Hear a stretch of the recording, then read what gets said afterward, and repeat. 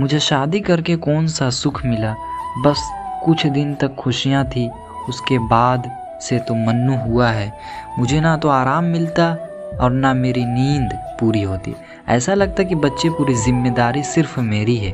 काव्या बड़बड़ा रही थी और उधर अमित को भी अब गुस्सा आने लगा था। देखो काव्या, मैं यह नहीं कहता कि तुम मन्नू का ध्यान नहीं रखती हो, लेकिन मैं यह कह रहा हूँ कि कभी मन्नू बहुत छोटा है, तुम्हें सबसे पहले मन्नू का ही ध्यान रखना चाहिए, उसके बाद कोई और बात सोचनी चाहिए। तुम्हारे कहने का मतलब है कि अब मैं किसी से फ़ोन में बात भी नहीं कर सकती? तुम भी तो वही बगल में अखबार पढ़ रहे थे ना, तो तुमने क्यों नहीं देखा जब मन्नू टेबल पर से गिर रहा था?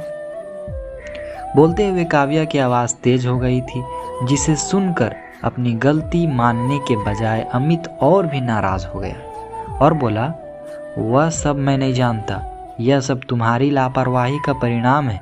तभी मन्नू की चोट लगी, वह तो गनीमत है कि उसके पैरों में लगी, कहीं और लगी होती, कैसे फूट जाता तो उसके जिम्मेदार सिर्फ और सिर्फ तुम होती।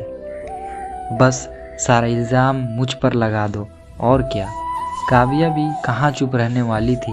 बहरहाल पति पत्नी का अबोला कुछ दिन चला, फिर दोनों हल्की फुल्की बातचीत शुरू हो गई, पर दोनों का व्यवहार कुछ असहज सा था।